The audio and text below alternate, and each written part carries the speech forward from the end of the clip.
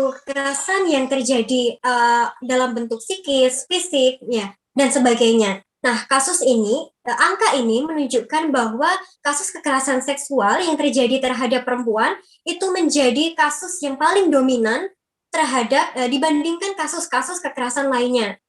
Dari kasus ini, teman-teman, yang di ranah publik sebanyak sekitar 869 itu di ranah siber. Kemudian juga ada kasus kekerasan yang terjadi di ranah kerja itu sebanyak 115, juga kasus kekerasan yang terjadi di tempat pendidikan, kemudian di tempat kerja di tempat kerja migran dan sebagainya. Bentuk kekerasan yang terjadi ini, teman-teman, next slide, Kak. Nah, bentuk kekerasan yang terjadi ini menandakan bahwa banyak sekali ruang-ruang tidak aman kepada perempuan, baik itu perempuan yang masih kategori anak-anak, kemudian kategori remaja, hingga kategori dewasa. Slide-nya bisa di selanjutnya ya, Kak, di next slide. Nah, teman-teman, mungkin dari banyaknya kasus-kasus kekerasan seksual yang terjadi kepada perempuan ini, ada beberapa atau mungkin banyak ya dari teman-teman yang sudah pernah melihat, kemudian menyaksikan secara langsung begitu, atau mendengar, atau bahkan hanya melihat dari situs-situs berita yang ada di media sosial. Nah, tetapi yang menjadi pertanyaan nih teman-teman, apakah atau bagaimanakah respon dari teman-teman ketika menghadapi adanya kasus-kasus kekerasan seksual yang terjadi begitu? Apakah dari teman-teman sendiri memilih untuk diam, ataupun teman-teman memilih untuk turut serta membantu, atau teman-teman justru merasa bahwa sudah ada pihak lain yang menolong sehingga teman-teman merasa tanggung jawabnya sudah selesai begitu? Selanjutnya, Kak. Slide selanjutnya.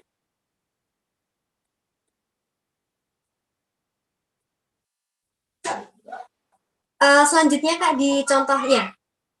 Nah, kalau terkait contoh kasus kekerasan di ruang publik nih teman-teman, mungkin beberapa dari teman-teman juga pernah ada yang mendengar ya kasus yang beberapa waktu lalu ramai di Twitter dan TikTok nih, yakni adanya perempuan yang mengalami kekerasan yang terjadi di Yogyakarta, di mana perempuan tersebut ketika mengendarai sepeda motor tiba-tiba dicabut kunci motornya oleh seorang laki-laki. Nah, dari sini perempuan tersebut merasa bahwa meskipun kondisi sedang ramai pada saat itu, bahkan juga ada polisi juga yang berjaga di pos polisi, tetapi faktanya perempuan tersebut tidak mendapatkan pertolongan atau banyak orang-orang yang hanya melihat saja. Nah, kasus-kasus ini disebut sebagai street harassment, teman-teman. Street harassment ini berpotensi juga untuk menimbulkan adanya sexual harassment. Ya, baik itu berupa siulan, kemudian berupa godaan, dan kemudian berupa sentuhan, dan lain sebagainya. Selanjutnya, nah, dari contoh kasus ini, teman-teman, bisa kita simpulkan atau garis bawahi bahwa mengapa meskipun banyak orang yang melihat kasus kekerasan seksual yang terjadi di ruang publik, mereka memilih untuk diam, begitu. Mereka memilih untuk tidak ikut campur dan tidak memberikan pertolongan kepada korban. Nah, teman-teman, hal ini dinamakan sebagai bystander effect. Bystander effect ini di slide selanjutnya, Kak. Nah, bystander effect ini, teman-teman, merupakan suatu fenomena psikologi ya ketika seseorang yang membutuhkan bantuan atau pertolongan ketika mereka berada dalam kondisi bahaya tetapi tidak ada yang menolongnya. Nah, dari hal tersebut, teman-teman, kita bisa simpulkan bahwa fenomena bystander effect ini sering kali terjadi. Bahkan ketika kasus tersebut sangat krusial membutuhkan pertolongan, begitu. Hasil survei dari L'Oreal Indonesia menunjukkan bahwa 8 dari 10 orang yang melihat adanya kekerasan seksual di ranah publik, mereka cenderung memilih untuk tidak melakukan apapun. Nah, dari hal tersebut, teman-teman, bisa kita simpulkan bahwa meskipun sebenarnya orang-orang tersebut bisa melakukan pertolongan, bisa memberikan pertolongan atau melakukan tindakan apapun yang dapat membantu korban, itu ternyata mereka memilih untuk diam. Nah, slide selanjutnya, Kak.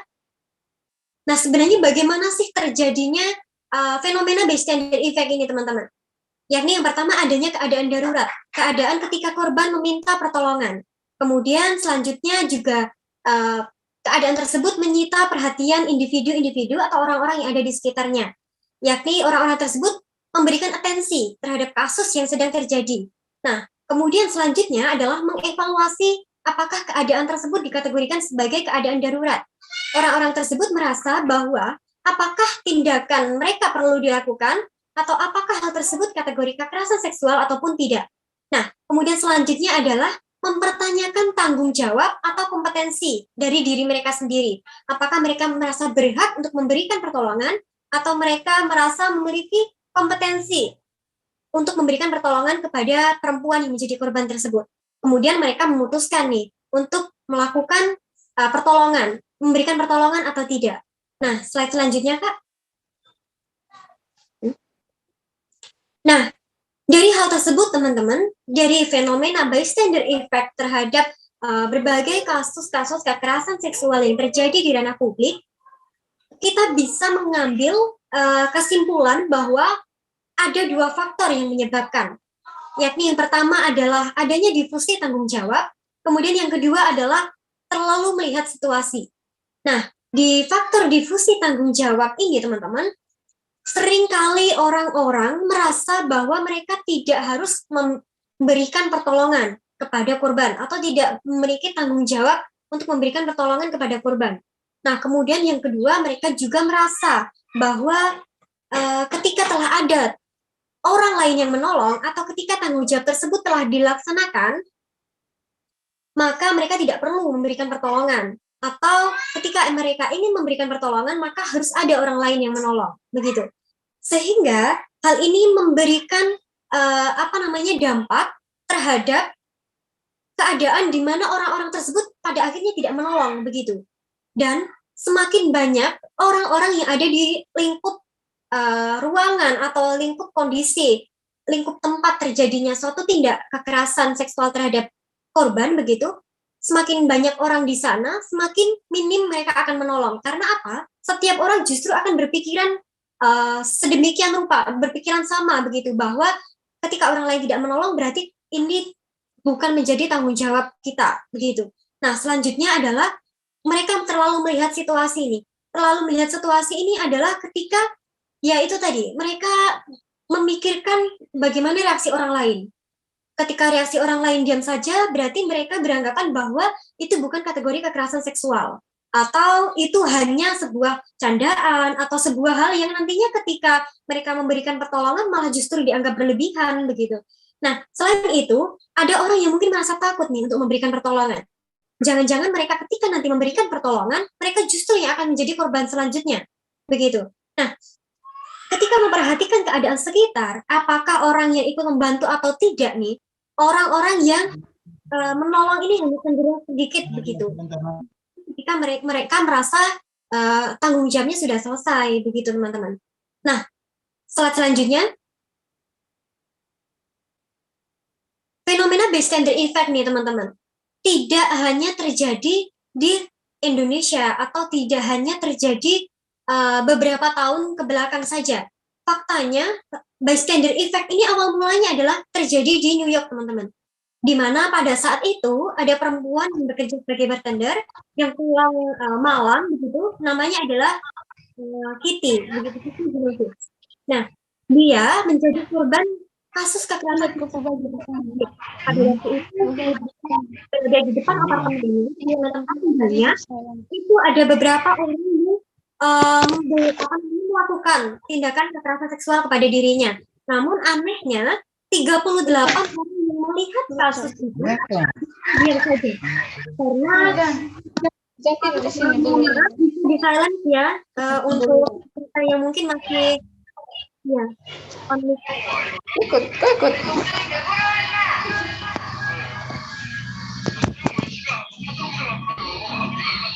Halo.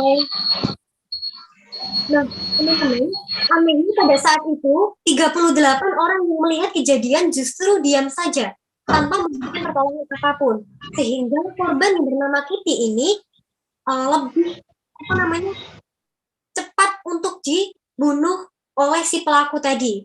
Nah, itulah mengapa dari sanalah muncul istilah bystander effect nih teman-teman, atau istilah ketika orang-orang yang ada di sekitarnya merasa tidak berhak untuk memberikan pertolongan. Bystander effect ini juga disebut sebagai Genovis syndrome teman-teman, karena memang awal mula munculnya itu adalah dari adanya kasus ini. Nah, next slide selanjutnya Kak.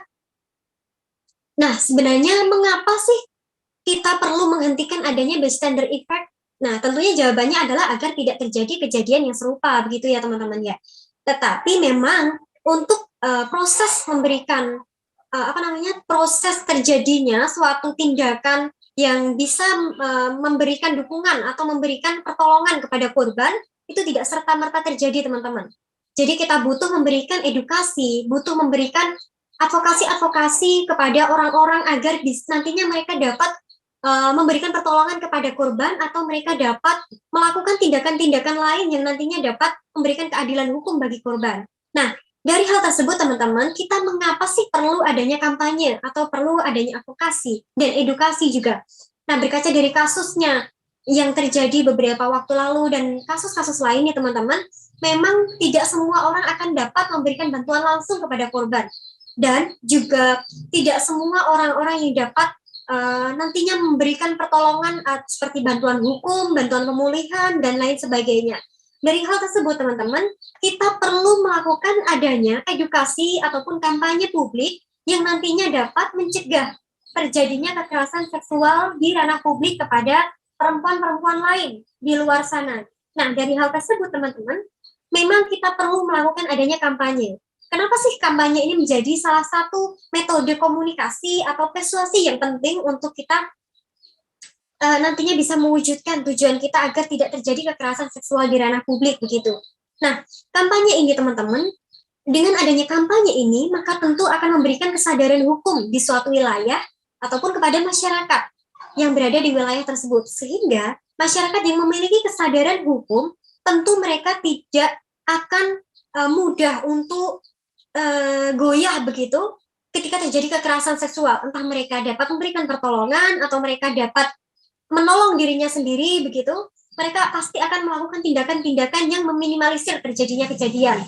Nah, dari hal tersebut teman-teman, memang pentingnya literasi atau pentingnya kampanye itu dapat diminimalisir dengan adanya berbagai tindakan-tindakan yang kita lakukan saat ini. Ya, tentunya dengan salah satu edukasi, adanya kampanye yang kemudian nantinya berakibat pada tertolongnya korban atau tercegahnya adanya dapat melakukan pencegahan kepada kasus-kasus kekerasan seksual yang terjadi.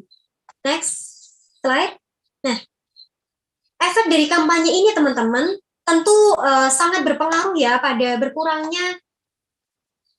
berkurangnya tindakan-tindakan kekerasan seksual atau berkurangnya angka-angka korban ini yang tidak mendapatkan keadilan hukum.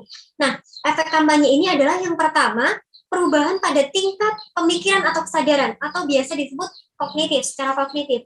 Kemudian yang kedua adalah perubahan secara sikap atau opini atau yang biasa disebut afektif. Kemudian yang ketiga adalah perubahan dari perilaku atau behavior.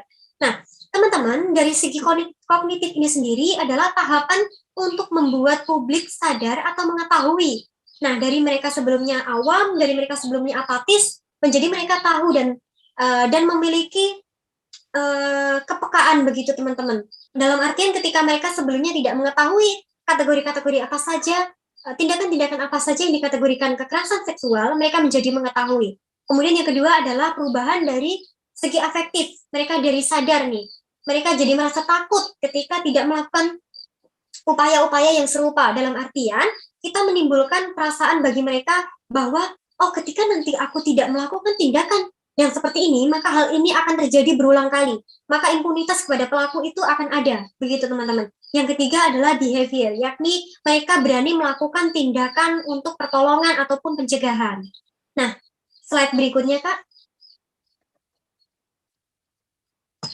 Nah, langkah-langkah kampanye yang perlu dilakukan adalah tentu banyak sekali ya memang langkah-langkah kampanye yang perlu dilakukan dan itu harus berkesinambungan ya teman-teman.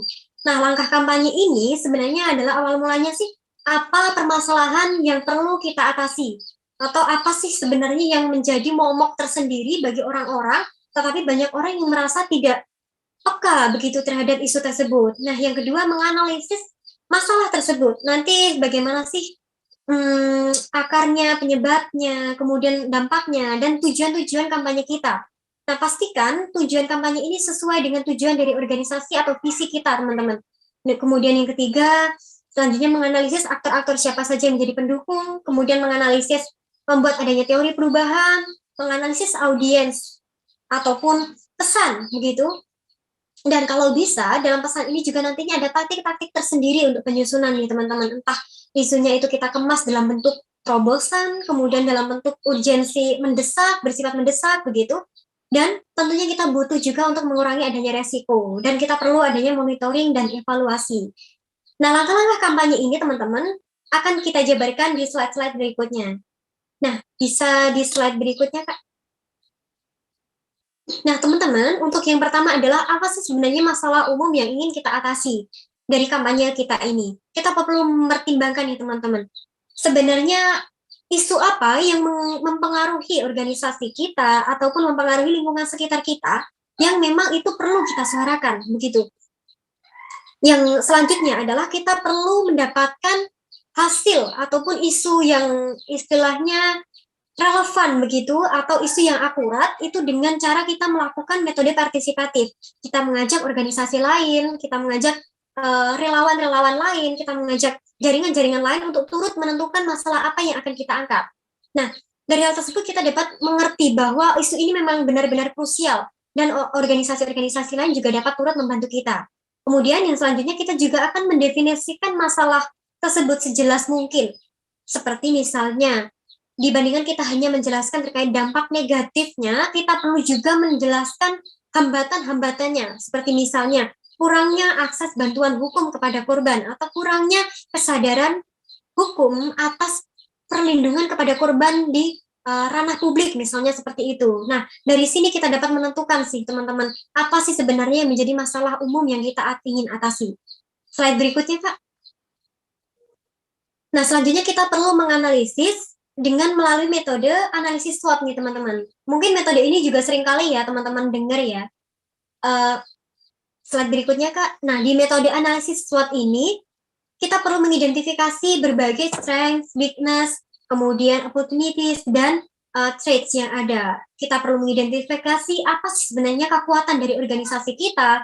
Kita perlu mengidentifikasi misalnya kita punya anggota yang bisa nantinya melobi atau mereka punya relasi dengan pemangku kepentingan begitu, atau misalnya ada anggota kita yang nantinya dapat memberikan orasi karena mereka pintar atau pandai dalam public speaking, atau misalnya ada anggota kita yang pandai dalam bidang IT yang nantinya dapat mendukung kita untuk kampanye-kampanye secara media sosial begitu.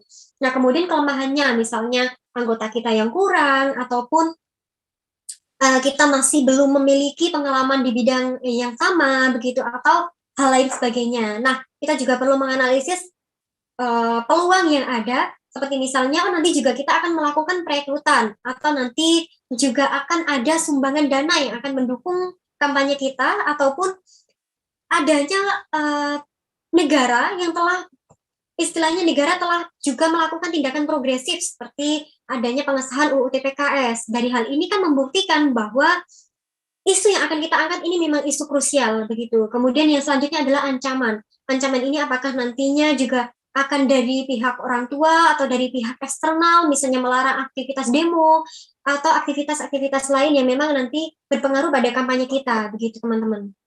Nah, slide berikutnya Kak. Nah, kita juga perlu menganalisis nih, menggunakan analisis Kessler. Dalam artian kita perlu menganalisis dari segi politik, ekonomi, hukum, teknologi, kemudian lingkungan, dan sosiokulturnya nih teman-teman. Misalnya nih teman-teman, secara politik, apakah para pemangku kebijakan ini sudah cukup bagaimana ya, sudah cukup progresif untuk melakukan tindakan-tindakan lain yang serupa, atau mereka sejauh mana sih kebijakan yang telah dilakukan oleh pemerintah. Nah, kemudian faktor sosial, bagaimana sih sebenarnya masyarakat memandang isu yang akan kita angkat, begitu. Apakah isu ini dianggap sebagai hal yang biasa, atau isu ini justru sangat belum pernah diedukasikan, begitu. Nah, kemudian selanjutnya juga dari sisi legal, apakah ada undang-undang yang cukup komprehensif untuk mendukung kampanye kita, dan lain sebagainya. Selanjutnya, Kak. Nah, ini juga perlu nih teman-teman, kita melakukan adanya peta wilayah. di peta wilayah ini berfungsi untuk kita menentukan konteks isu apa sih yang akan menjadi sasaran tersendiri, misalnya di suatu wilayah ya.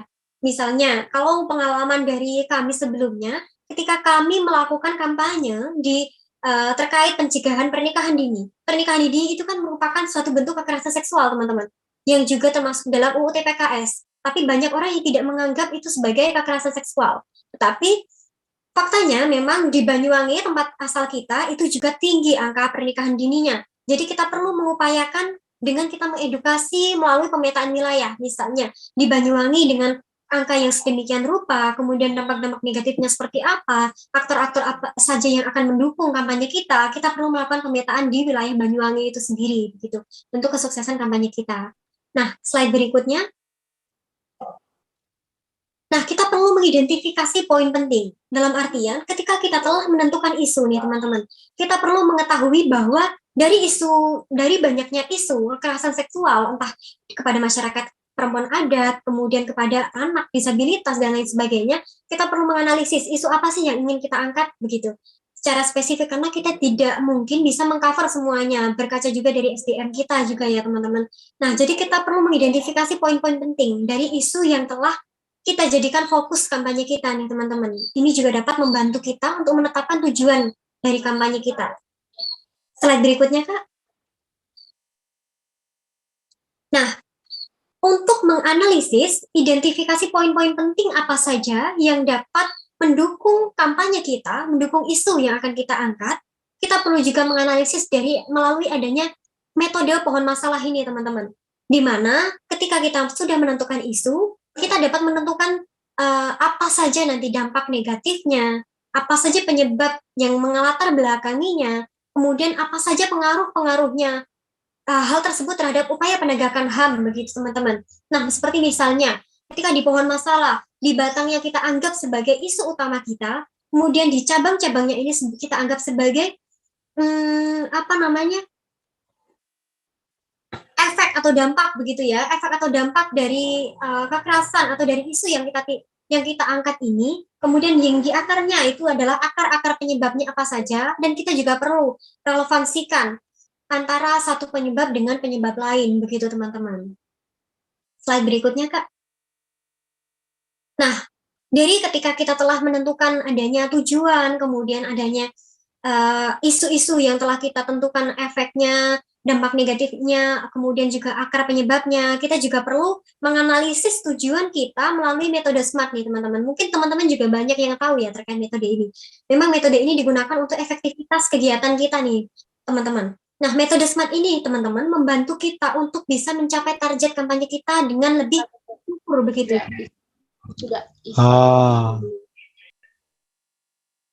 Teman-teman, dengan metode SMART ini, kita dapat mengerti bahwa strategi apa saja yang perlu kita terapkan. Seperti misalnya, secara spesifik. Kalau dari pengalaman kami, misalnya ketika kami kampanye amnesti, secara spesifiknya adalah kita perlu mencapai, misalnya kita ingin mencapai target 1.000 petisi ini, teman-teman. Di mana hal ini juga harus spesifik, tidak hanya banyak petisi yang ingin kita capai, tapi secara spesifik kita sebutkan angkanya. Kemudian secara measurable, apabila kita ingin bekerja sama dengan NGO, kemudian kita juga, misalnya nih teman-teman, ketika 1.000 petisi ini menjadi target kita, maka kita juga harus bekerja sama paling tidak dengan 20 NGO, di mana satu NGO dapat membantu 50 petisi, atau mungkin strategi lain yang dapat teman-teman terapkan misalnya. Nah, hal ini juga measurable teman-teman, karena dapat terukur nantinya. Kemudian selanjutnya adalah achievable. Ini membantu kita misalnya nanti kita memiliki tim kampanye yang memiliki skill content creator atau memiliki relasi influencer yang nantinya dapat membantu juga untuk mencapai dari sasaran kampanye kita, jadi lebih achievable begitu teman-teman. Yang kemudian adalah realistis juga nih, bagaimana sih hambatan-hambatan atau peluang yang dapat mempengaruhi adanya kampanye kita ini, apakah dengan peluang ataupun hambatan yang ada kita dapat mencapai target kita begitu. Nah, hal ini juga harus didukung dengan adanya timely yang spesifik begitu ya, sehingga kita tidak akan molor di kampanyenya. Atau ketika kita misalnya targetnya 1 bulan, berarti 1 bulan ini juga kita harus mencapai tujuan awal kita. Nah, slide berikutnya, Kak.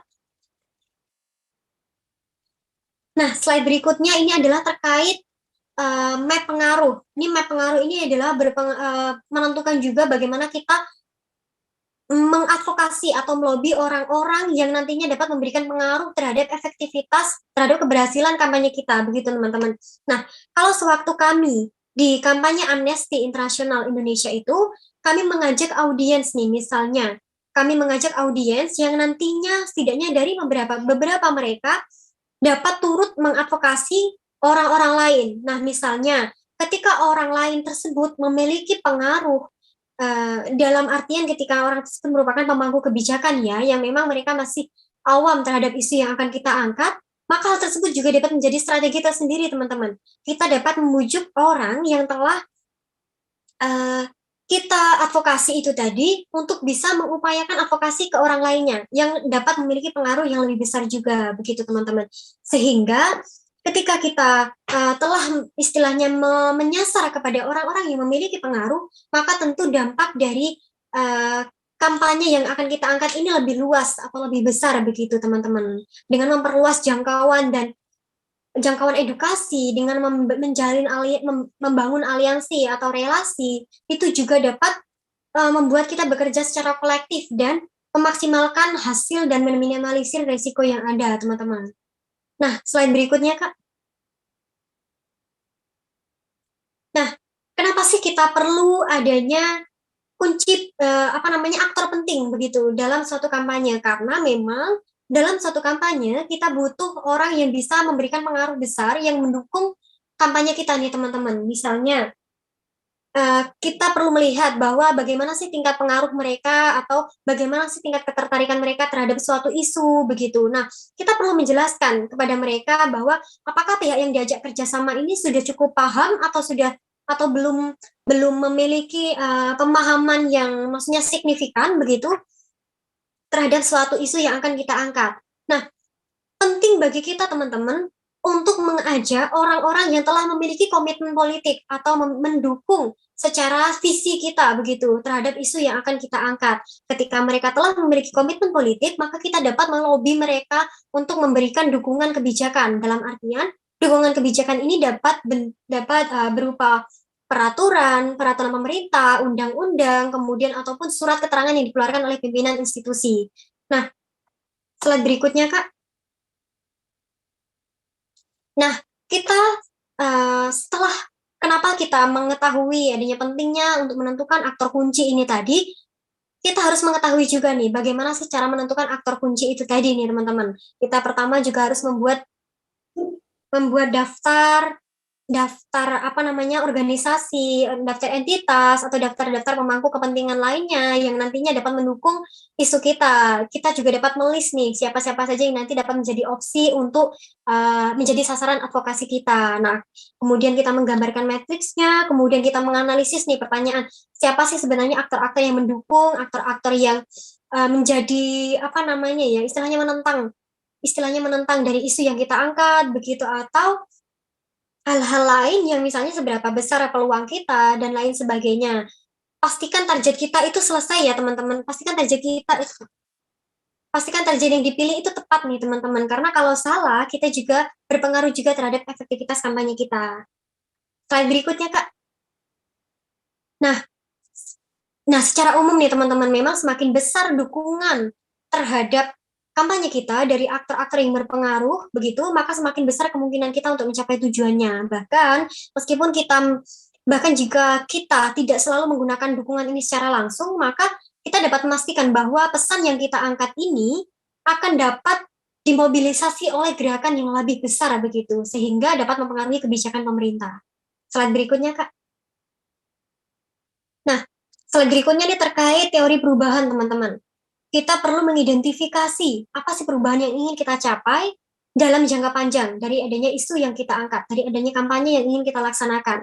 Nah, ketika kita telah mengidentifikasi tujuan jangka panjang, kita dapat mengetahui bahwa langkah-langkah secara pendek apa saja, langkah-langkah jangka pendek apa saja yang perlu kita lakukan. Seperti misalnya nih teman-teman, kalau pengalaman kita di kampanye Amnesty, bahwa ketika kita ingin mendukung tujuan jangka panjangnya pengesahan adanya RUU TPKS, maka kita dapat melakukan tindakan-tindakan jangka pendek seperti misalnya mengedukasi orang-orang yang nantinya dapat mendukung adanya pengesahan RUU TPKS. Karena ketika mereka telah memiliki kesadaran terhadap suatu pentingnya RUU TPKS ini, maka mereka juga dapat mengisi petisi begitu, atau mereka juga dapat melobi pemerintah yang nantinya dapat mendukung adanya RUU TPKS. Nah, jadi teman-teman, kita perlu mengidentifikasi siapa melakukan apa dan sampai kapan dan apa dampaknya kepada apa tujuan jangka panjang kita, begitu teman-teman. Slide berikutnya akan dijelaskan oleh rekan saya. Terima kasih. Halo teman-teman, sebelumnya masih semangat kan ya? Nah, jadi kan tadi udah dijelasin nih sama pembicara sebelumnya terkait bystander effect, kemudian dampaknya, kemudian bagaimana cara penentuan isu-isu kampanye. Nah, selanjutnya saya mau ngejelasin terkait penentuan topik. Jadi penentuan topik di sini teman-teman ada penentuan topik utama dan juga penentuan topik turunan. Di mana penentuan topik utama misalnya kita ingin mengangkat tentang pengesahan RUU PKS begitu yang memang sebelumnya kami juga memiliki pengalaman terkait isu tersebut ya. Nah, kemudian penentuan topik turunan. Nah, penentuan topik turunan ini teman-teman tentunya tidak terbatas ya, misalnya pencegahan ataupun perlindungan bagi perempuan rentan yang menjadi korban, kemudian penanganan yang komprehensif terkait kekerasan seksual, kemudian bagaimana sih cara mengindikasi kekerasan seksual, kemudian bagaimana juga pemulihan komprehensif, dan ataupun juga misalnya cara membantu bila ada orang yang mengalami kekerasan seksual. Nah, selanjutnya teman-teman terkait ketika kita sudah menentukan topik, kita juga bisa dalam kampanye tersebut kita bisa menggunakan pesan, tagline ataupun tagar. Nah, selama pengalaman di Amnesty International Indonesia ataupun di Komnas Perempuan, kita biasanya kalau kampanye itu tergantung isu apa yang kita angkat begitu. Misal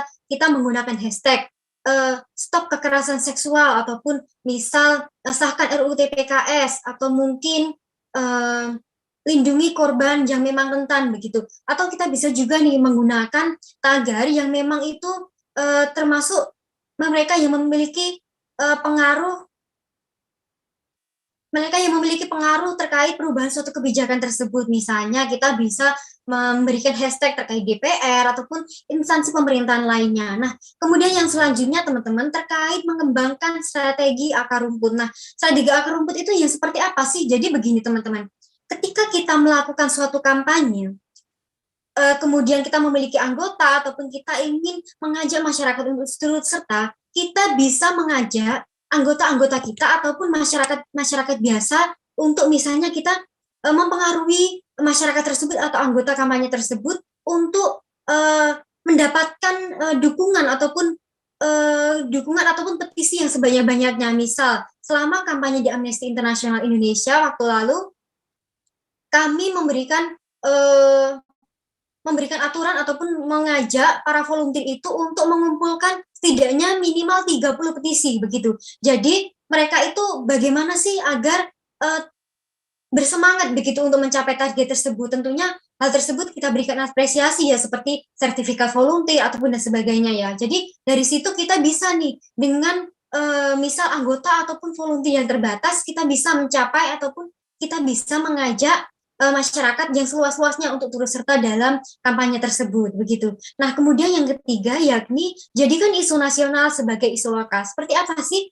Jadi misalnya begini, kita mengangkat tentang isu RUU TPKS begitu. Nah, kemudian bagaimana cara menjadikan isu lokal? Tentunya masyarakat yang terutama memang awam terkait isu tersebut pasti berpikir ini isu apa begitu, kemudian untungnya bagi saya apa, atau mungkin bagi keluarga saya seperti apa. Nah, jadi kita bisa jelasin bahwa isu ini ataupun RUU TPKS ini tentunya jika nanti disahkan, kita bisa menolong nih saudara-saudara kita, kemudian keluarga kita, ataupun teman-teman kita yang mengalami kejadian langsung ataupun melihat kasus kekerasan tersebut. Jadi kita bisa melindungi keluarga kita ataupun teman-teman kita ketika mereka mengalami kekerasan seksual ataupun baik di ruang publik ataupun di ruang privat. Next.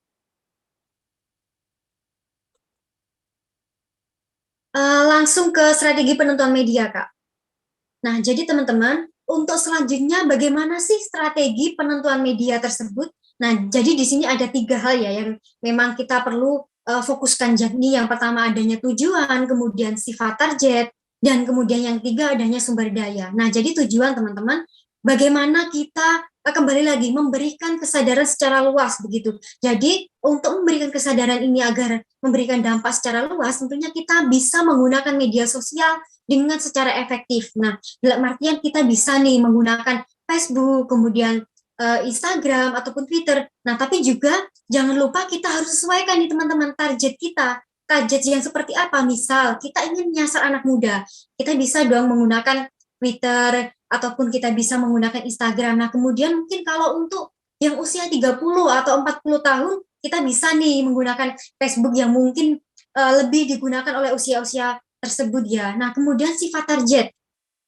Targetnya seperti yang telah saya jelaskan tadi, anak muda ataupun dewasa. Nah, kalau untuk anak muda tentunya kita bisa ya menggunakan teknologi karena mayoritas anak muda saat ini sudah melek teknologi. Nah, namun jika mereka yang belum awam ataupun belum melek teknologi, kita bisa nih menggunakan strategi lain atau misal di daerah terpencil nih bisa melakukan seni, bisa melalui seni ataupun misal melalui budaya daerah. Nah, kemudian yang ketiga terkait sumber daya. Nah, sumber daya di sini kita harus melihat teman-teman kemampuan ataupun sumber daya anggota maupun anggaran di komunitas kita begitu. Jadi pengalaman kami sewaktu di Amnesty International Indonesia, kami memiliki anggota yang terbatas, yakni hanya 4 anggota yang tentunya itu dibagi yang mengkoordinir tim, kemudian kampanyenya, kemudian yang dapat mengkoordinir media. Jadi kita memang terbatas di situ, tapi bagaimana dari keterbatasan anggota tersebut kita bisa memaksimalkan peran, begitu kita bisa membagi peran seperti yang telah dijelasin oleh pembicara sebelumnya. Nah, itu sebagai salah satu faktor kunci nih untuk mencapai tujuan dari kampanye tersebut. Next. Nah, jadi teman-teman, kenapa sih tadi udah beberapa kali dijelasin bahwa sosial media itu berpengaruh terhadap kesuksesan atau pencapaian dari kampanye-kampanye kita, misal ataupun advokasi. Nah, kita bisa merujuk nih teman-teman dari statistik yang memperlihatkan populasi Indonesia di bulan Februari 2022, yakni sebesar 277 juta dan memiliki telepon genggam sebanyak 377 juta. Jadi teknologi digital ini teman-teman tentunya lebih menjangkau ataupun bisa meluas dampaknya kepada masyarakat ketika kita melakukan advokasi. Nah, media ini tentunya memainkan peran penting loh teman-teman dalam praktik kampanye ataupun media sosial ya, yang tentu juga mengambil peran yang signifikan ya. Jadi dari media sosial ini kita bisa memobilisasi kampanye ataupun petisi melalui internet, kemudian sosial media elektronik lainnya dengan cara yang lebih efektif. Next, Kak. Nah, jadi teman-teman seperti yang udah dijelasin sebelumnya, jadi kita untuk saluran komunikasi, kita ada banyak cara ataupun kita bisa melakukan strategi, bahkan hampir semua saluran media kita bisa gunakan. Karena teman-teman di sini tujuannya apa? Kita untuk menjangkau masyarakat yang seluas-luasnya. Karena begini teman-teman, mungkin ada yang beranggapan, oh mungkin media sosial ini tidak banyak penggunanya ya, atau mungkin sosial media ini kurang efektif. Kita belum tentu teman-teman, karena apa? Karena kita tidak tahu masyarakat yang seperti apa yang bisa kita jangkau begitu. Ada masyarakat yang mungkin mereka lebih atau prefer menggunakan media massa seperti radio ataupun TV ataupun media online lainnya begitu. Jadi kita tidak tahu begitu bisa menjangkau masyarakat yang seperti apa begitu. Jadi kita bisa memaksimalkan media sosial seperti Facebook, Twitter, Instagram atau aplikasi lainnya yang tentunya bisa berpengaruh terhadap kesuksesan kampanye kita ke depannya begitu. Next, Kak.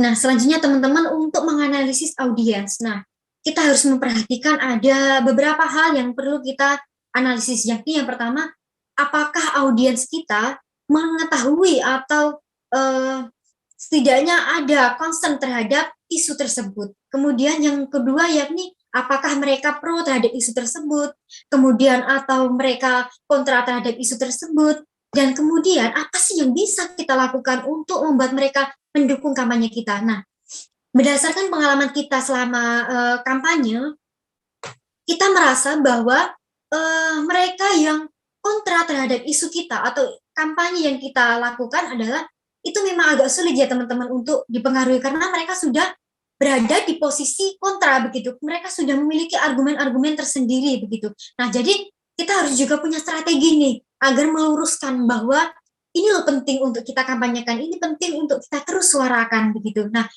dan menurut kami yang memang masih bisa untuk kita pengaruhi ataupun masih kita bisa untuk advokasi, yakni mereka yang memang awam terkait kampanye ataupun isu tersebut. Jadi mereka bisa nih diarahkan, oh jadi begini nih dampaknya, misal terkait pernikahan dini.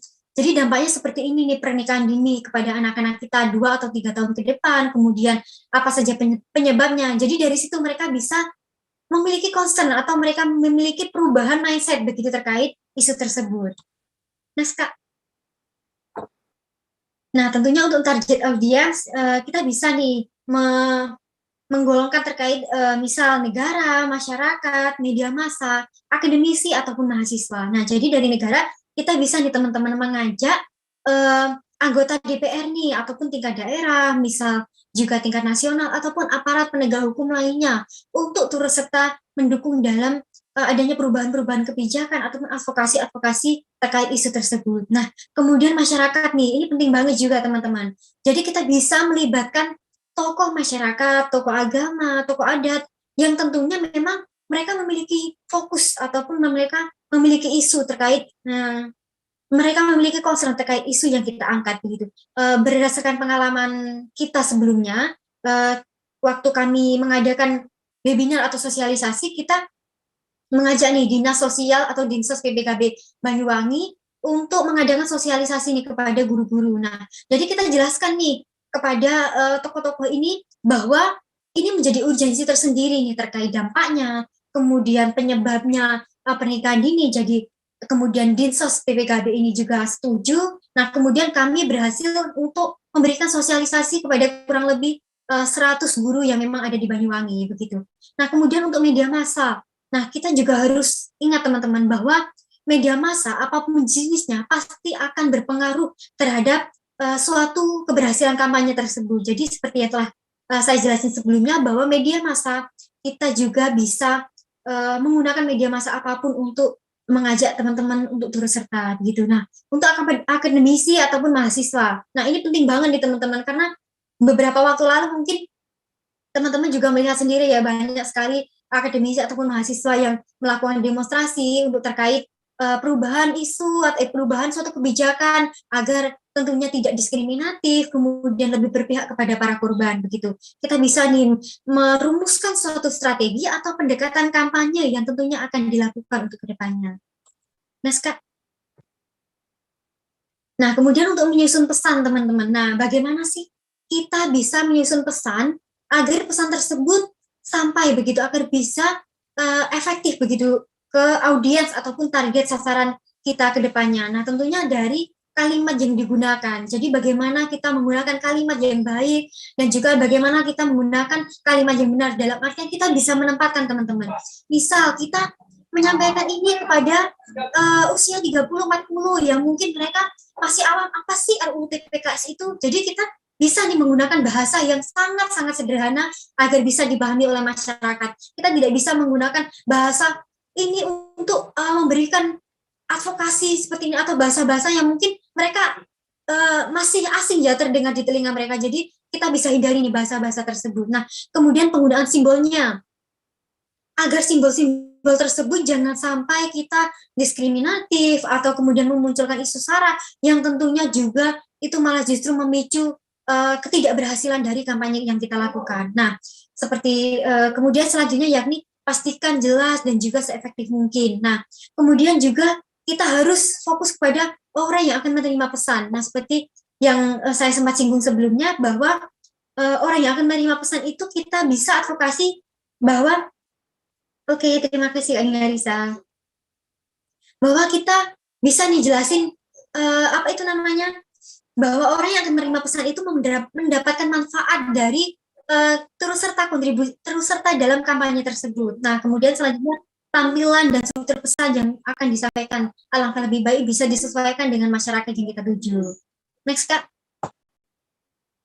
Nah, kemudian dalam menentukan taktik, kita bisa ada 4 taktik ya, melalui advokasi, kemudian education, sensitization, mobilization. Nah, dalam advokasi ini tentunya kita bisa nih, seperti yang telah aku jelasin sebelumnya, bahwa bisa membujuk para pengambil keputusan atau orang-orang yang memiliki pengaruh untuk mengambil tindakan tertentu, seperti Dinsos, misalnya pengalaman kami sebelumnya di Dinsos PBKB, ataupun para anggota DPR, ataupun misal pemerintahan-pemerintah lainnya, atau penegak hukum lainnya nih, yang memang memiliki pengaruh yang cukup signifikan dalam perubahan tersebut.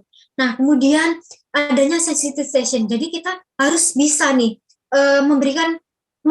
memberikan suatu penjelasan kepada masyarakat bahwa ini ada di sekitar masyarakat begitu. Ini fakta-fakta ini sudah banyak di sekitar masyarakat, cuman masyarakat ini belum peka ataupun belum memiliki fokus ataupun concern terkait isu tersebut begitu. Jadi kita bisa menjelaskan bahwa fakta ada anak yang mendapatkan kekerasan seksual, kemudian di ruang kerja, ataupun di ruang publik, di ruang privat lainnya begitu. Nah, kemudian selanjutnya terkait education. Jadi bagaimana terus kita memberikan edukasi kepada masyarakat terkait dampak ataupun terkait apa sih penyebabnya begitu. Misal nih terkait apa itu namanya pernikahan dini, kita bisa dong menjelaskan bahwa ini itu bukan terkait kita menolong anak kita untuk menyelamatkan perekonomian, tidak, tapi dampaknya ke depannya begitu. Misal 5 tahun ke depan mereka akan mendapatkan KDRT, kemudian perceraian, kemudian atau bahkan pengabaian terhadap hak asuh anak. Nah, kemudian juga kita bisa memobilisasi, termasuk misal mengumpulkan tanda tangan atau mengorganisir terkait protes tersebut. Nah, next. Nah, untuk terkait kemudian mengembangkan respon, misal teman-teman, dampak rendah ataupun probabilitas rendah, kita biasanya mengabaikan terkait dampak-dampak atau risiko tersebut. Nah, kemudian kita bisa mencoba mengurangi kemungkinan yang terjadi jika dampaknya rendah ataupun probabilitas tinggi begitu. Jadi kita bisa nih mengelola risiko-risiko yang mungkin terwujud atau mungkin dampak tinggi atau misal probabilitas rendah. Jadi kita harus membuat rencana darurat jika ini terjadi.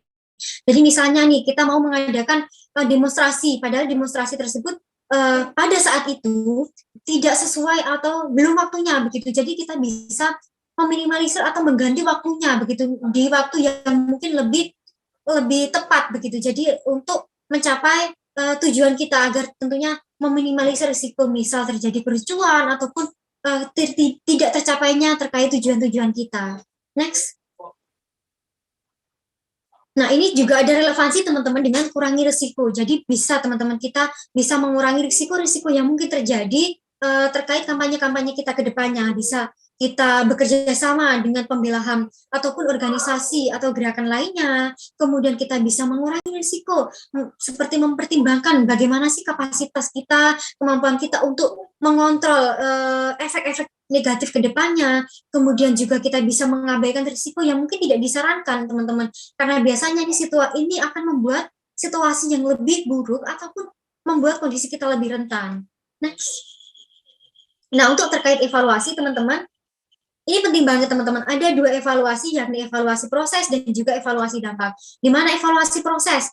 Ada 3 hal yang kita perlu perhatikan. Jadi, kita bisa nih melihat seberapa luas nih produk kampanye kita sudah berhasil disampaikan kepada target sasaran, kemudian penempatan kita misal di media massa ataupun media elektronik lainnya, dan juga keterpaparan. Dalam artian, sejauh mana sih target sasaran kita terpapar terhadap berbagai bentuk kampanye yang kita lakukan. Nih, apakah mereka memberikan perhatian khusus terhadap kampanye tersebut atau isu tersebut. Nah, next Kak, kemudian evaluasi dampak. Ini penting banget teman-teman dalam suatu kampanye. Jadi kita bisa melihat kampanye kita berhasil atau tidak bisa dari kepedulian, kesadaran diri, perilaku, ataupun perubahan kebijakan. Jadi misalnya nih teman-teman, next Kak, di evaluasi dampak. Jadi kita bisa melihat nih teman-teman, kira-kira orang yang udah kita advokasi ini, mereka bagaimana sih tindakannya? Apakah mereka juga membentuk komunitas ataupun turut serta untuk mengajak teman-teman lainnya untuk kampanye? Kemudian itu juga berkaitan dengan perilaku ya, karena tentunya perilaku ini juga berpengaruh dari juga berdampak dari adanya kesadaran diri mereka. Nah, kemudian perubahan kebijakan. Ini penting banget teman-teman, perubahan kebijakan menjadi faktor kunci dari keberhasilan kampanye kita. Misal nih, adanya RUU TPKS sudah masuk, misal sudah masuk untuk didiskusikan, kemudian sudah masuk melalui tahap akan pengesahan, itu menurut kami sudah salah satu wujud dari itu keberhasilan dari kampanye kita begitu. Next Kak. Nah, jadi teman-teman di sini ini salah satu contoh kami sewaktu kampanye amnesti ya. Kami berhasil mengumpulkan petisi terbanyak, yakni dari 40 capture di Indonesia kami berhasil mengumpulkan sebesar 1.838 petisi. Jadi dari petisi ini teman-teman kita bisa melihat atau kita bisa mengambil kesimpulan bahwa adanya strategi kampanye, kemudian bagaimana kita memaksimalkan SDM ataupun strategi-strategi lainnya, kemudian bagaimana target sasaran kita agar tidak salah, itu menjadi faktor penting untuk mencapai keberhasilan tersebut. Nah, jadi dari sini, dari keberhasilan kami untuk mengumpulkan petisi, kami mendapatkan kepercayaan untuk lebih menyuarakan atau untuk lebih mengajak teman-teman ataupun masyarakat lainnya untuk fokus kepada hak-hak perempuan ataupun hak anak lainnya melalui dengan diberikan kepercayaan menjadi Youth Advisory di Amnesty International Indonesia. Next, Kak. Nah, kita ini teman-teman mungkin sudah tidak asing lagi ya beberapa terkait kampanye MeToo. Nah, kampanye MeToo ini teman-teman, kampanye yang dimulai diinisiasi dari Amerika Serikat teman-teman. Jadi MeToo movement ini, memang gerakan ini memang muncul dari adanya kasus pelecehan seksual ya di Amerika Serikat ini banyak sekali terjadi di ruang publik, termasuk di tempat kerja, begitu teman-teman. Atau bahkan stigma masyarakat mereka masih menyalahkan atau blaming para korban, begitu. Jadi mereka takut untuk menyuarakan, mereka takut untuk melaporkan. Jadi dengan adanya kampanye ataupun gerakan MeToo ini, banyak masyarakat yang sudah tergerak hatinya atau sudah memiliki perubahan mindset bahwa mereka oh ini harus kita dukung, bahwa ini adalah bagian dari kekerasan. Kemudian juga dari gerakan MeToo ini banyak sekali pelaporan-pelaporan terkait pelecehan seksual di tempat kerja begitu. Jadi ini salah satu bukti keberhasilan ya teman-teman dari MeToo movement begitu. Nah, selain itu juga ini berpengaruh loh teman-teman, tidak hanya terkait di negara tersebut atau di negara Amerika Serikat, tapi juga berpengaruh pada ILO ataupun International Labour Organization yang berinisiatif menciptakan standar hukum internasional tentang pelecehan seksual di tempat kerja. Wah, luar biasa sekali ya tentunya pengaruh dari gerakan MeToo ini teman-teman. Nah, jadi dari sini kita bisa melihat teman-teman bahwa yang kita lakukan ataupun strategi-strategi yang kita lakukan dalam kampanye itu bisa tidak hanya berpengaruh skala nasional saja, tapi bisa mempengaruhi internasional. Ini salah satu wujud luar biasanya ya pengaruh kampanye ataupun media sosial begitu teman-teman. Nah, selanjutnya mungkin di akhir kami menyampaikan bahwa kampanye, teman-teman, seringkali berhasil ataupun gagal. Dan cara untuk mengadaptasi atau mengubah kampanye itu normal banget, teman-teman. Nah, jadi yang paling penting adalah pengorganisasian yang baik, sikap terbuka untuk diskusi, kerja kolaboratif, itu dapat mengubah ataupun dapat mencapai tujuan kita dalam suatu kampanye. Dan itu juga dapat merubah kehidupan ataupun mindset masyarakat yang mungkin saat ini masih memiliki stigma negatif kepada para korban begitu. Nah, itu saja teman-teman. Sekian sharing-sharing ataupun pengalaman dari kami. Nah, mungkin nanti teman-teman ada yang ingin ditanyakan bisa langsung di kolom chat atau mungkin langsung bisa menyalakan mic langsung. Nah, terima kasih. Kami kembalikan ke moderator. Baik, terima kasih banyak Kak Desi dan Kak Devi atas pemaparannya yang sangat komprehensif dan sangat menarik banget nih. Nah, untuk teman-teman para hadirin yang mungkin mau bertanya, boleh langsung melalui fitur chat atau raise hand.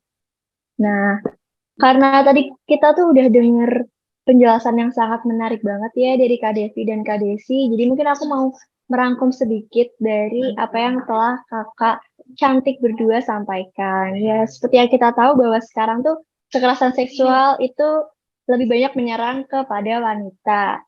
Nah, lalu gimana sih kita sebagai agent of change mahasiswa untuk mengubah perilaku masyarakat agar tidak dapat terjadi kekerasan seksual lagi, yaitu bisa dengan melakukan kampanye.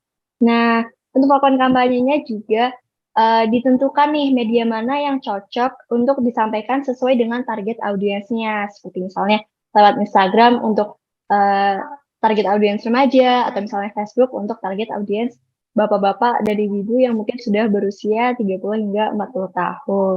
Yang nantinya untuk pengukuran keberhasilan kampanyenya itu bisa dilihat dari perubahan perilaku, kesadaran diri, pengetahuan, dan perubahan kebijakan dari pemerintah. Contohnya seperti apa yang telah masyarakat Indonesia perjuangkan ya Kak beberapa tahun kemarin untuk memperjuangkan agar si RUU PKS ini bisa disahkan membutuhkan waktu perjuangan 6 tahun ya, karena dia masih masuk di rancangan, lalu akhirnya setelah 6 tahun perjuangan masyarakat, akhirnya kita sudah bisa memiliki kebijakan nasional untuk mencegah adanya tindak kekerasan seksual, dan untuk pelaku kekerasan seksual juga bisa mendapatkan hukuman yang setimpal agar korban tidak hanya yang dirugikan sendiri.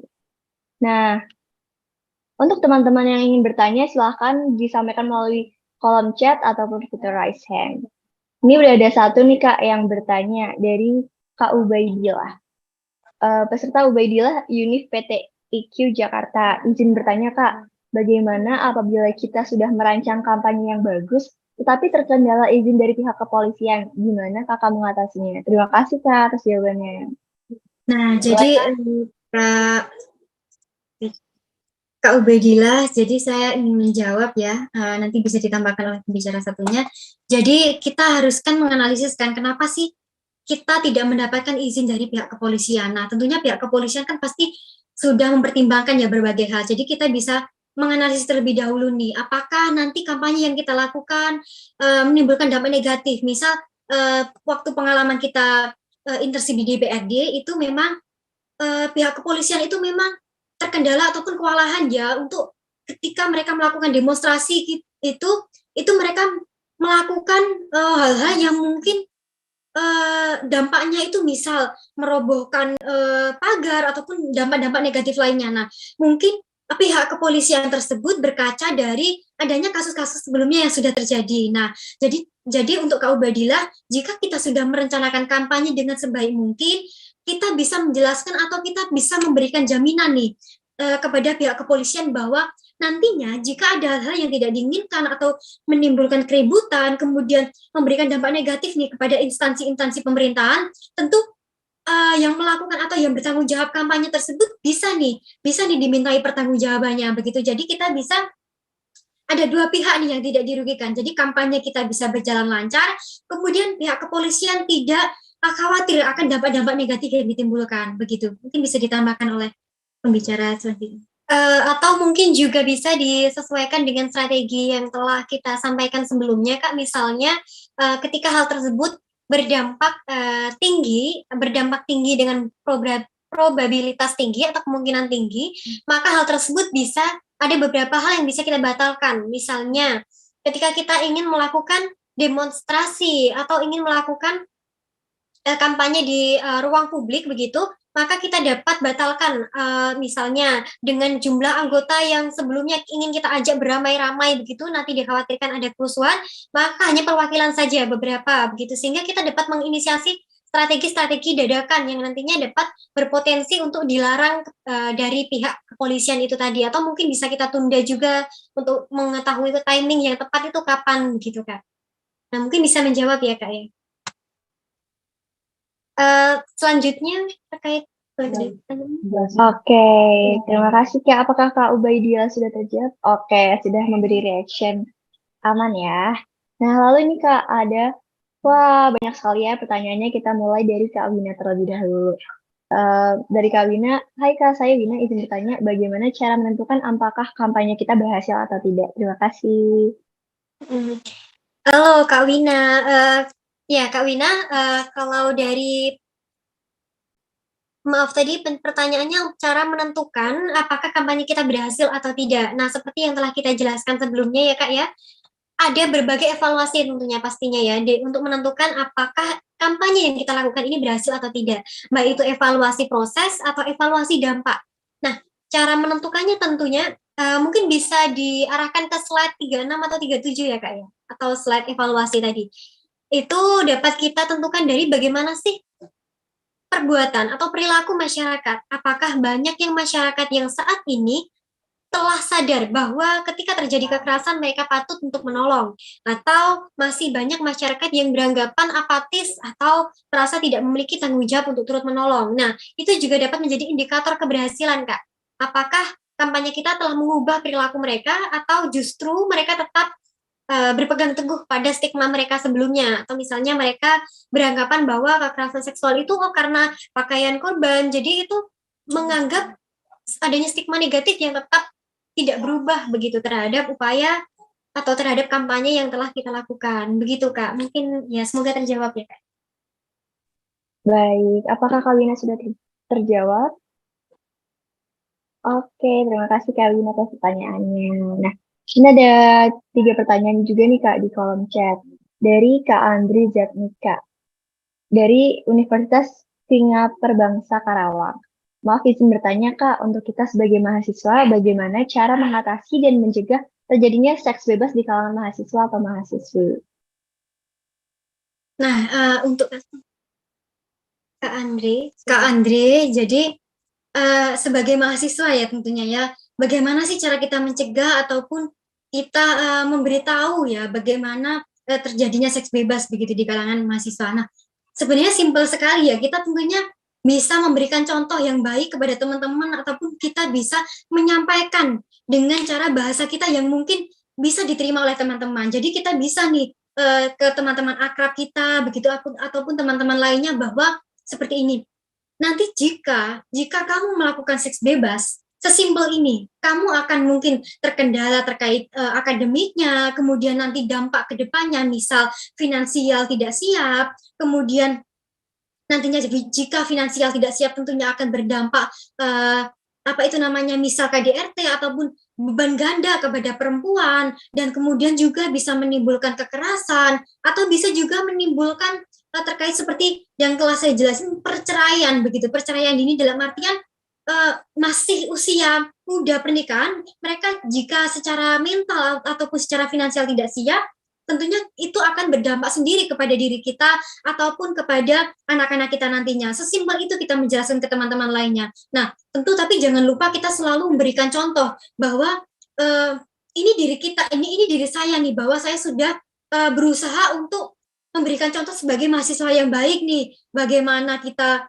melakukan hal-hal yang memang sesuai norma ataupun tidak sesuai norma begitu. Atau mungkin ada yang ingin ditambahkan lagi oleh pembicara selanjutnya. Nah, tentu memang ada kaitannya juga ya Kak ya, kalau misalnya fenomena seks bebas itu mengarah pada kasus-kasus pernikahan dini atau pernikahan yang memang belum siap atau belum matang begitu ya. Nah, tetapi selain itu juga tentunya berdampak juga pada adanya berbagai penyakit menular seksual. Nah, kita harus ingat nih bahwa segala sesuatu itu, segala hal yang negatif pastinya berdampak negatif tanpa perlu kita mengalaminya sendiri. Misalnya kita belajar dari banyaknya kasus-kasus lain, pengalaman-pengalaman serupa, dan kemudian adanya kasus-kasus yang memang itu sejauh ini juga sangat menjadi momok tersendiri bagi generasi muda. Jadi mungkin kita rasa bahwa untuk mengedukasi itu kita perlu selalu berikan contoh-contoh kasus kejadian-kejadian lain yang memang dapat kita berkaca dari sana ya Kak ya. Nah, mungkin bisa terjawab ya Kak Yasmin. Baik, sudah cukup dimengerti atas jawabannya. Terima kasih Kak dari Kak Andri dan Dika. Oke, nah ini karena ada banyak sekali pertanyaan, mungkin bisa aku kurasi karena keterbatasan waktu juga. Nah, ini Kak, ada pertanyaan yang menarik nih menurut aku. Hai Kak, saya Zahwa, izin bertanya.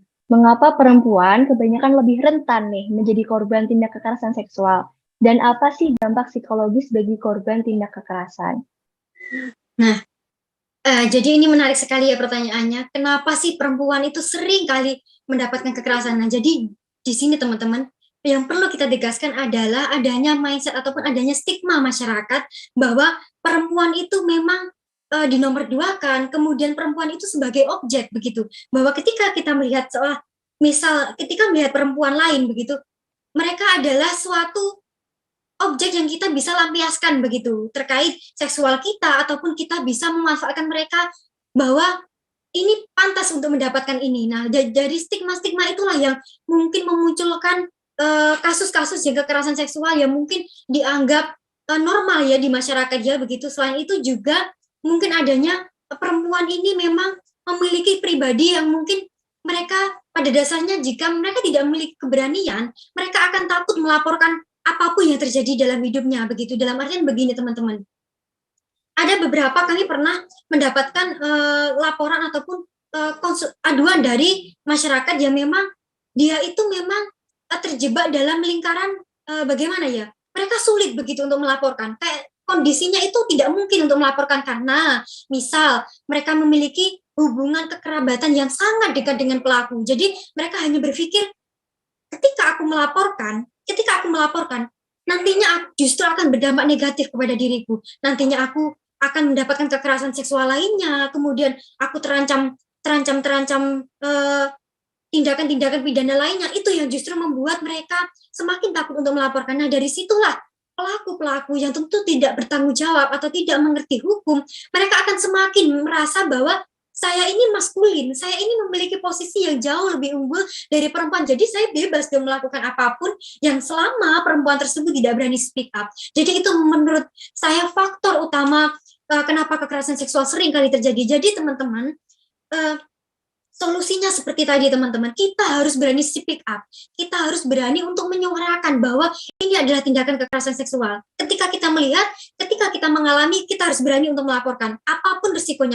Karena kita begini teman-teman, jangan khawatirkan akan terjadi apapun kepada kita, itu tidak. Kita sudah nantinya ketika kita melaporkan, kita akan mendapat perlindungan begitu. Dalam artian nanti terkait tempat untuk kita dalam artian untuk kita dilindungi oleh para penegak hukum begitu, kemudian terkait pemulihan psikologis begitu. Nah, kemudian untuk pertanyaan lainnya tadi terkait psikologis ya, kenapa dampak psikologis ya? Nah, tentunya dampak psikologis simpel sekali sih, mereka tentunya yang pasti pertama sulit untuk menyampaikan atau mengungkapkan kronologi karena masih memiliki kejadian melekat atau dalam artian kejadian-kejadian tersebut masih melekat di pikirannya. Nah, kemudian juga mereka akan sulit untuk bagaimana ya, untuk mungkin pemulihan psikologisnya lebih lambat ya teman-teman, ketika mereka sudah mendapatkan kekerasan tapi lama untuk menyampaikan kekerasan, menyampaikan ataupun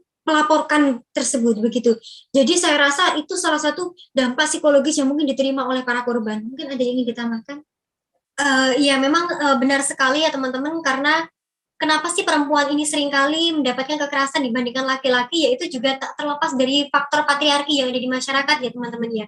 Jadi memang apa yang telah disampaikan oleh rekan saya sebelumnya ini merupakan bentuk-bentuk patriarki. Misalnya perempuan dianggap objek yang lemah, perempuan dianggap sebagai apa namanya untuk alat istilahnya alat yang dapat dimanfaatkan secara reproduksi, secara seksual begitu, atau dianggap bahwa perempuan ini adalah makhluk yang jika di mana-mana itu mereka membuat adanya fitnah yang merajalela dari laki-laki, sehingga misalnya kekerasan seksual itu timbul dari adanya cara berpakaian korban. Nah, itu adalah bentuk-bentuk sebagai bagian dari patriarki yang ada, sehingga dimanapun berada perempuan tetap disalahkan karena perempuan dianggap sebagai penyebab dari kejadian. Nah, tentunya kekerasan-kekerasan seksual ini memang perlu diluruskan begitu, baik bukan hanya diedukasi kepada masyarakat tapi juga para penegak hukum yang memang terkadang tidak berpihak kepada korban begitu ya. Jadi itulah yang mengakibatkan adanya impunitas kepada para pelaku. Besoknya pelaku mengulangi lagi, besoknya pasti ada kejadian lagi begitu teman-teman. Kemudian kalau terkait dampak-dampak negatifnya seperti misalnya post traumatic syndrome atau apapun kesehatan mental lainnya, itu pasti memang ada teman-teman. Ketika nantinya mereka telah melahirkan anak dari hasil kekerasan seksual begitu, tentu tidak terpungkiri mereka juga akan melakukan tindakan kekerasan kepada anaknya. Jadi memang berkesinambungan dampaknya teman-teman. Nah, itu sih teman-teman mungkin bisa untuk mulai speak up ketika ada teman ataupun pengalaman-pengalaman yang itu mengarah kepada kekerasan seksual begitu teman-teman. Baik, berarti kita tetap harus memperangi objektifikasi terhadap perempuan ya Kak, agar tidak selamanya kita hidup di dalam payung patriarki. Ya, apakah Kak Zahwa sudah terjawab? Semoga terjawab ya. Nah, ini Kak, ada juga nih pertanyaan yang relevan dengan jawaban Kakak sebelumnya dari Kak Rahmat Afandi. Bagaimana cara mengkampanyekan dari Kak Yoga Setiawan nih, bagaimana untuk menghilangkan rasa trauma berkepanjangan akibat kekerasan seksual? Oke, Kak Rahmat ya. Nah, Kak Rahmat, kalau terkait cara menghilangkan trauma atas kasus kekerasan seksual, memang tidak mudah ya untuk dilakukan apa namanya upaya-upaya pemulihan begitu. Tetapi memang itu membutuhkan jangka panjang, membutuhkan kerjasama dari berbagai pihak, begitu. Tetapi tidak dapat dipungkiri nih, Kak, bahwa saat ini sudah banyak tempat-tempat perlindungan, tempat-tempat untuk pemulihan kepada perempuan. Jadi misalnya cara untuk menghilangkan ketika kakak sendiri atau temannya tidak bisa menolong dirinya sendiri untuk bisa melakukan pemulihan atas kasus kekerasan seksual yang terjadi, mereka dapat meminta bantuan. Misalnya kepada UPTD atau kepada Komnas Perempuan juga tersedia kontaknya begitu. Nah, itu dapat diupayakan nanti bagaimana pertolongan pertama, pertolongan pasca kekerasan seksual atau misalnya dalam jangka panjang begitu, misalnya seperti pemulihan nanti juga akan ada bagaimana dukungan-dukungan dari psikolog atau psikiater atau dukungan-dukungan lain yang nanti pasti diupayakan oleh pihak pemberi bantuan atau pihak penyedia layanan begitu Kak. Jadi jangan khawatir untuk menghubungi penyedia layanan terdekat yang ada begitu ketika memang tidak bisa melakukan pertolongan sendiri begitu. Ya, semoga terjawab ya Kak ya. Oke, semoga terjawab ya Kak Yoga Setiawan. Nah, ini Kak, ada juga nih pertanyaan yang menarik juga nih. Kan kita tuh sebagai orang yang lebih muda mungkin merasa kurang enak ya kalau untuk meyakinkan kepada orang tua. Jadi karena Bilana bertanya, bagaimana cara meyakinkan orang tua bahwa catcalling itu merupakan bagian dari kekerasan seksual. Soalnya nggak sedikit orang tua nih yang meremehkan catcalling. Nah, catcalling ya Kak ya. Nah, memang fenomena ini sebenarnya cukup menyita perhatian banyak orang ya, cukup kontroversi juga. Apakah kejadian tersebut dikategorikan catcalling atau cuma candaan begitu ya. Terkadang orang menganggapnya ketika misalnya nih ketika mencolek orang lain itu merupakan candaan yang tanpa perlu merasa kita baper begitu atau mungkin merasa ter apa namanya terkena kekerasan seksual atau pelecehan seksual begitu. Nah, tapi memang kita bisa lakukan indikasi terlebih dahulu nih teman-teman. Apakah hal tersebut membuat kita merasa nyaman atau tidak? Ketika mereka misalnya memberikan colekan atau mereka misalnya memberikan siulan begitu kan. Nah, terlebih kepada kita ketika edukasi kepada orang-orang dewasa, misalnya orang-orang tua yang memang awam ya begitu terhadap isu-isu seperti itu atau mungkin sebelumnya belum pernah mendapatkan edukasi serupa begitu. Nah, tetapi kembali lagi nih teman-teman, kita perlu edukasi itu harus kita sesuaikan dengan tempat dan siapa yang menerima edukasi itu. Harus kita sesuaikan dengan bagaimana cara kita melakukan penyampaian yang baik dan sesuai pada tempatnya yang benar begitu. Dalam artian ketika kita ingin menyampaikan kepada orang yang lebih tua begitu, kita dapat mengibaratkan seperti ini. Oke, mungkin kejadian yang saya alami itu tidak dianggap sebagai suatu pelecehan seksual. Tetapi hal tersebut berpotensi menjadikan misalnya nih contoh ketika ada kejadian lain yang kasus kekerasan seksual. Oh, awal mulanya kekerasan seksual itu terjadi, kasus yang kita dengar gitu, itu adalah awal mulanya adalah korban dicolek, korban dirayu, kemudian korban merasa tidak merasa itu kekerasan seksual. Lalu pelaku merasa bahwa korban mau begitu, lalu pelaku melakukan tindakan-tindakan yang lebih begitu. Nah, hal tersebut bisa kita contohkan runtutannya seperti itu. Istilahnya mungkin memang ketika hal tersebut tidak dikategorikan kekerasan seksual, tapi bisa berpotensi ke depannya untuk timbulnya kejadian-kejadian yang lebih besar ke depannya. Karena ketika kita merasa itu hal yang biasa, maka pelaku pasti akan menganggapnya bahwa kita merasa mereka diperbolehkan untuk melakukan tindakan seperti itu dan menganggap itu hal yang normal begitu teman-teman. Oke, semoga menjawab ya Kak Nabila Nur. Nih Kak, mungkin pertanyaan terakhir kali ya, dan mohon maaf kepada teman-teman yang pertanyaannya belum bisa disampaikan karena keterbatasan waktu. Ini Kak, dari Kak Rahmat Afandi, bagaimana cara mengkampanyekan kesadaran tentang kekerasan seksual pada anggota masyarakat yang masih menganggap salah satu tindakan kekerasan seksual itu biasa, seperti catcalling tadi Kak? Oke. Cara melakukan edukasi ya kepada masyarakat yang benar-benar awam begitu ya. Maksudnya dalam artian menganggap itu hal yang normal kok sekarang dibilang kekerasan begitu ya. Nah, ya itu tadi teman-teman. Perlu kita sesuaikan nih, siapa sih yang menerima pesan ya begitu ya dari apa yang telah disampaikan oleh rekan saya tadi. Seperti misalnya kalau kita ingin melakukan kampanye, kita sesuaikan isi pesan dengan penerima pesannya itu sebenarnya pengetahuannya atau mindsetnya seperti apa. Misalnya, kalau kita melakukan kampanye kepada orang awam, kita jangan terburu-buru kepada sasaran tujuan inti kita. Dalam artian kita bisa menjelaskan secara umum, kita bisa menjelaskan hal-hal yang memang pada dasarnya biasanya sehari-hari kita alami, seperti itu. Kemudian pasti ujung-ujungnya nanti kita kerucutkan bahwa oh banyaknya ya fenomena-fenomena terkadang candaan Pak Bu yang mungkin kita anggap biasa. Nah, tapi padahal ini ya sekarang sudah menjadi bagian nih dari pelecehan seksual. Mungkin kita menganggapnya itu adalah hal yang normal ya, atau kita tidak sengaja melakukan hal itu. Tapi mungkin kita dapat mengantisipasi nih bahwa jangan sampai tindakan yang kita lakukan ini dikategorikan oh ada anggapan oleh orang lain itu adalah kekerasan seksual. Misalnya ketika kita memegang orang secara tidak sengaja atau kita lalu dianggap itu kekerasan seksual, maka kita ya perlu hindari hal tersebut untuk membuat agar tidak membuat orang tersebut merasa tidak nyaman begitu ya. Tentunya hal tersebutlah yang perlu kita susun nih teman-teman. Perlu kita desain sekreatif mungkin dan sesopan mungkin untuk menjelaskan kepada mereka. Jangan sampai mereka merasa tersinggung bahwa jangan-jangan nanti saya yang biasa misalnya biasa memegang pelajar-pelajar saya nih dalam artian saya menasihati mereka, saya nanti dikira kekerasan seksual begitu. Nanti kita menganggap mereka tersinggung ketika kita menganggapnya ujuk-ujuk atau langsung tiba-tiba kita menganggap itu suatu kekerasan seksual. Kita perlu sesuaikan pesannya.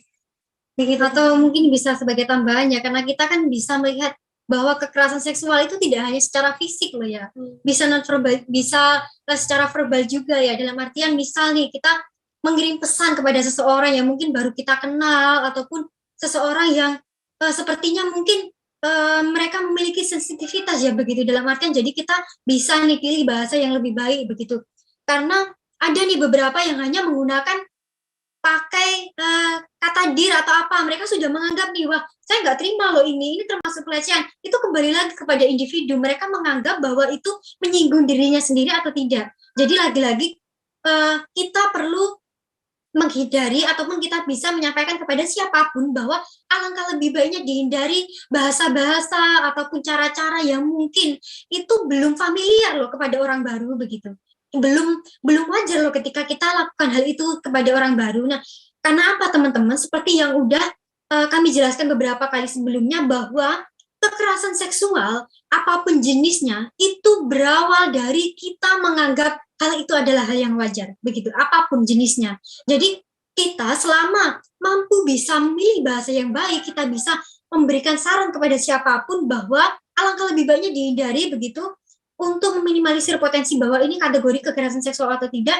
Jadi kita bisa nih jelasin kepada siapapun bahwa yuk kita tempatkan sesuai dengan porsinya masing-masing begitu, mana bahasa yang kita gunakan kepada orang yang kita baru temui, kemudian mana yang memang ini bahasa formal, bahasa yang digunakan dalam kerja ataupun dalam ketika kita dalam kondisi yang memang di luar kerja. Jadi itu bisa kita pilih-pilih begitu teman-teman.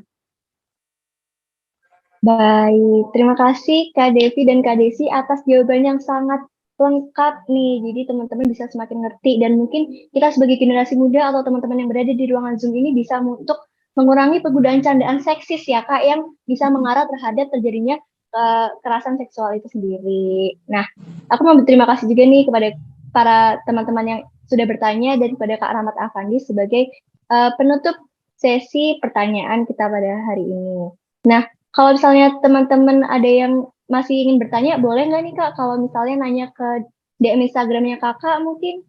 Boleh banget ya. Kita membuka opsi diskusi di lain kesempatan juga. Kita pasti membuka nih kalau misalnya teman-teman ada yang ingin sharing-sharing terkait pengalaman-pengalaman kampanye atau mungkin pernah mendengar atau melihat kasus-kasus kekerasan seksual begitu. Kita sangat open teman-teman.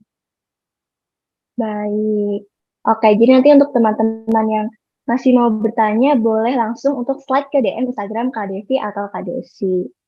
Oke, nah karena kita udah dapat nih banyak sekali materi dan ilmu dari kedua pembicara kita yang super keren, selanjutnya akan ada penyerahan kenang-kenangan nih untuk pembicara kita. Yaitu untuk sebagai bentuk apresiasi dan rasa terima kasih, kami presentasikan sebuah e-sertifikat yang akan diserahkan secara simbolik oleh Project Officer Ideation 2023. Untuk operator boleh ditampilkan. Nah, nanti sambil kita juga mendokumentasikan sesi apresiasi kepada narasumber kita, teman-teman juga boleh untuk on cam karena nanti akan didokumentasikan para peserta dan untuk operator bisa tolong di-share link presensinya. Nah, itu sudah. Oke. Oke, baik. Terima kasih Kak Desi atas waktunya dan memberi banyak insight-insight ke kita. Mungkin boleh dipotong ya.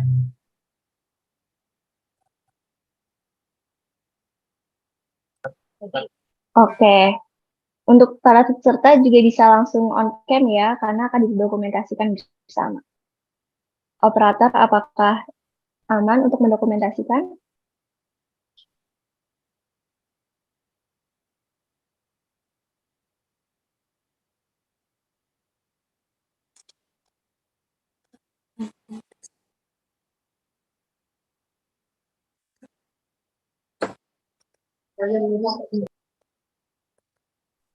Oke, ini untuk sertifikat penghargaan kepada Kak Desi terlebih dahulu ya. Untuk dokumentasi, silakan.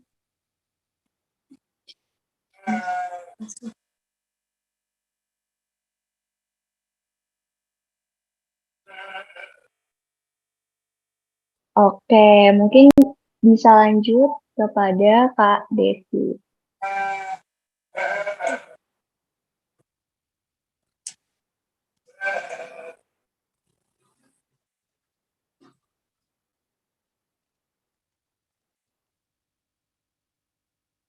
Oke, untuk dokumentasi dipersilakan.